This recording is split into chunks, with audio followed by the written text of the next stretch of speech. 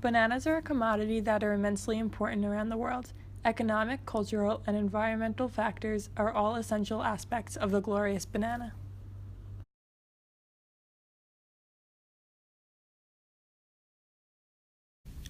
Today, we would only consider one banana, the simple yellow one that we see in almost all supermarkets.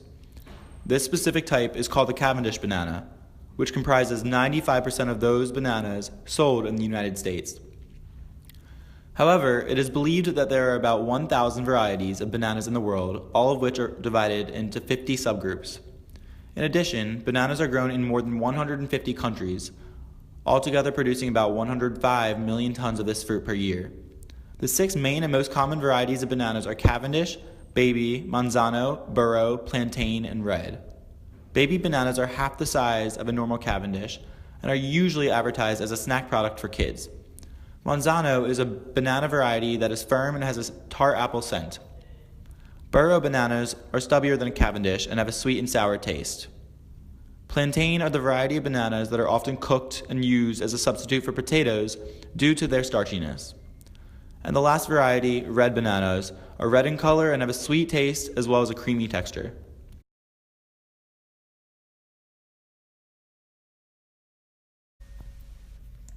Typically, bananas thrive in tropical climates. The crop seems to be prosperous in regions surrounding the equator. This can range from a wide array of places, from the Philippines to Mexico to Madagascar. Central American banana corporations are sometimes referred to as dollar banana companies, since they are typically supported by United States imports. In Latin America, bananas are usually grown on large monoculture plantations. However, these plantations are usually tended to by workers who receive little pay and work under unfavorable conditions. The high chemical inputs of these plantations have detrimental effects on the environment. Pesticide-related health concerns affect workers, wildlife, and the environment in general, and are often related to the misuse or incorrect handling of these chemicals. This is controversial since South American banana growing methods rely heavily on pesticides and fertilizers.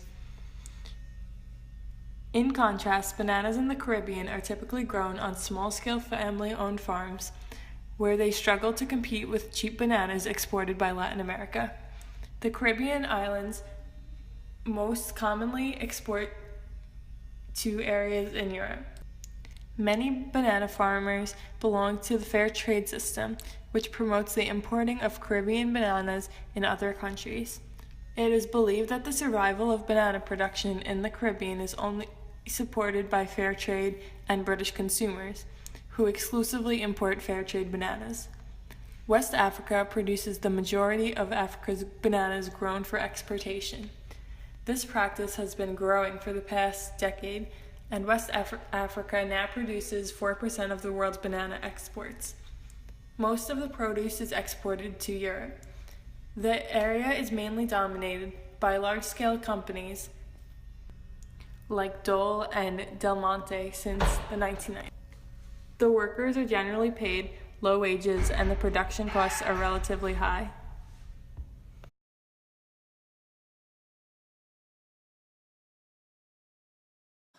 A banana plant begins as a rhizome, which is a horizontal underground stem that pushes out lateral shoots and adventitious roots at intervals.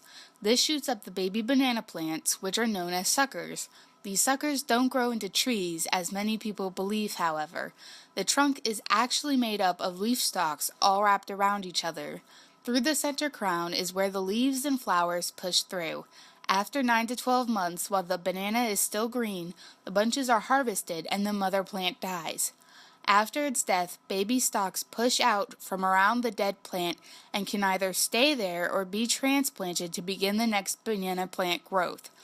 To achieve this result, the plants need a tropical environment with steady warmth around 80 degrees and on average a 78 to 98-inch rainfall.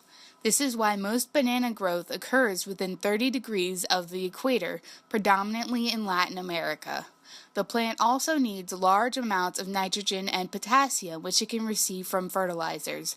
The use of chemicals is also a major part of the large banana productions in order to repel pests and protect the plants from diseases that can wipe out the whole plantation.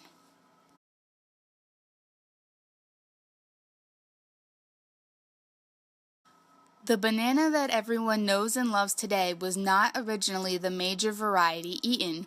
Before the 1960s, the main type of banana was called the Gross Mitchell, also known as Big Mike.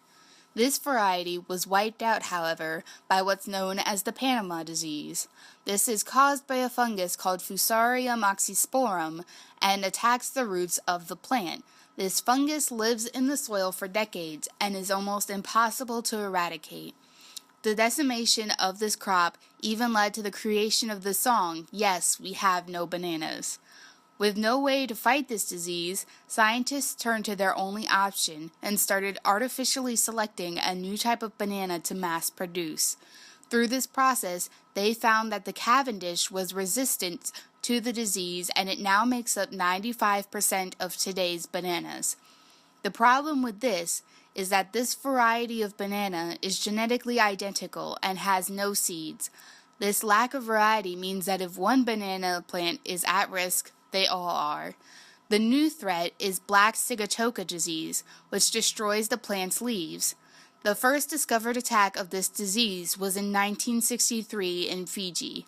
The disease spread quickly, and by 1975 it had hit the plantations in Central America. This disease is caused by the Mycopsipharella musicola fungus and can only be controlled by large doses of fungicide. The cost to spray this fungicide can cost up to a fifth of the crop's value and is increasing as the fungus becomes more resistant and more applications of fungicide need to be applied. Scientists are finding new ways to fight this disease using gamma rays. Also, the UN's Food and Agriculture Organization and International Atomic Energy Agency are using irradiation to create genetic mutations, leading to the creation of 3 banana varieties that show a resistance to black sigatoka in lab. Even though this threat is almost neutralized, the banana is not safe. A strain of the fungus that caused Panama disease, Folk Tropical Race 4 or TR4, has started spreading. The Cavendish isn't resistant to this new strain, and no solution is available currently except to quarantine the infected area. This hasn't turned into a catastrophe as of yet because it hasn't hit Latin America, which is the biggest banana-producing continent. It's only a matter of time before it does, though, and the fruit is yet again in danger of extinction.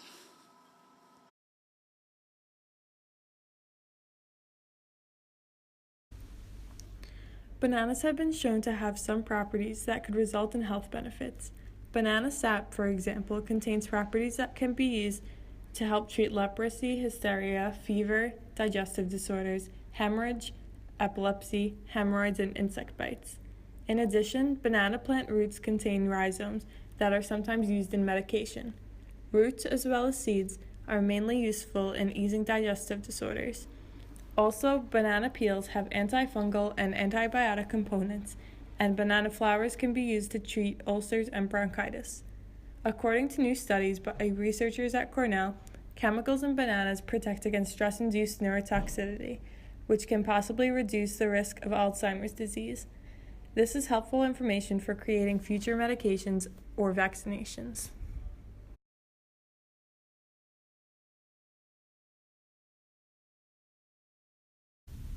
Have you ever heard of the phrase, eat better, feel better? Well, bananas are the prime example of a fruit that will not only make you feel better, but it can also improve your health.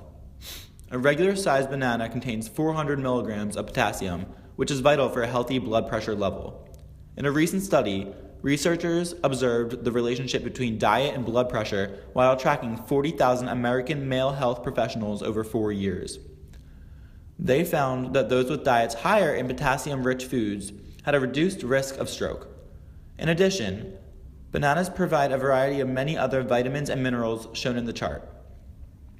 This fruit also protects against atherosclerosis, a disease where plaque builds up inside the arteries, blocking blood from passing through to the heart and to the rest of the body. Another health benefit of bananas is that they contain sterols, which are small amounts of fat that block the absorption of cholesterol, thereby ensuring that our cholesterol levels stay in check. A final benefit of eating bananas is that they are a major source of fiber. Specifically, most bananas contain about 3 grams of fiber, which has been associated with a decreased risk of heart disease.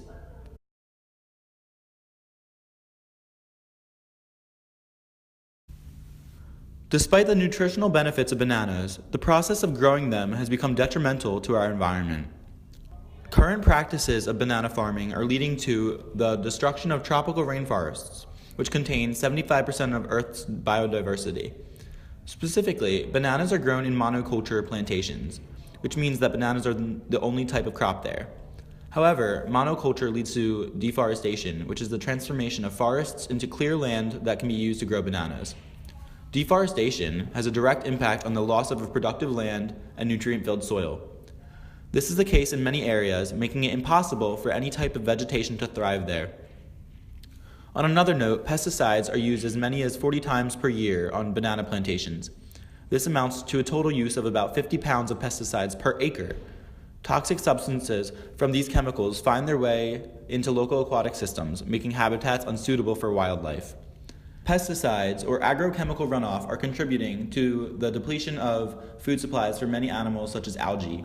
For instance, tortoises and manatees that eat this algae are nearing extinction, partly since they are running out of a stable food supply. Overall, the combination of chemical usage, deforestation, and monoculture plantation is leading to severe impacts on our environment that must be dealt with in the future.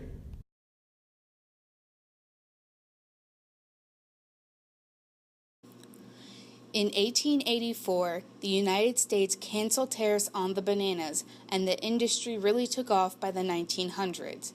Entire towns and ports were created just for the banana industry.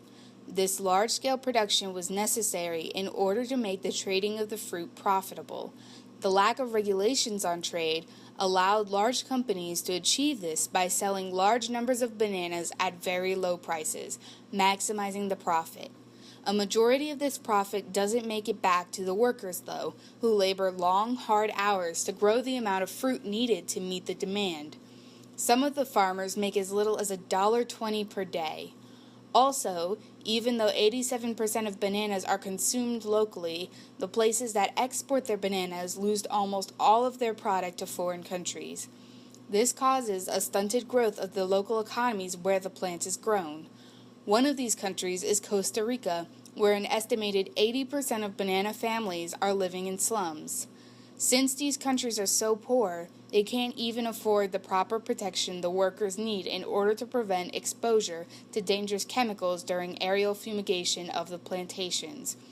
This has harmful side effects like sterilization of the men and increased risk of birth defects in children of the plantation workers. Some groups of workers have tried to start unions, but with little progress because of the large fruit companies' anti-union stance.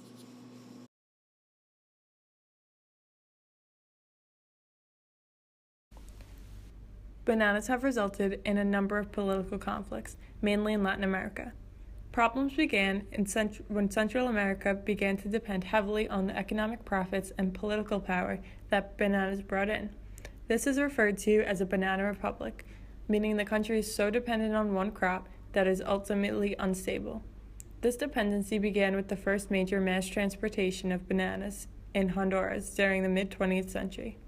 After, the United Fruit Company purchased land in Honduras, Nicaragua, and Guatemala, where the industry expanded even more. After further growth and success, the United Fruit Company soon controlled almost all of Latin America, which gave it its political power. The UFC was able to gain so much political power because the previous government that existed in these countries were relatively weak, corrupt, and unstable. This paved the way for the UFC to claim political power.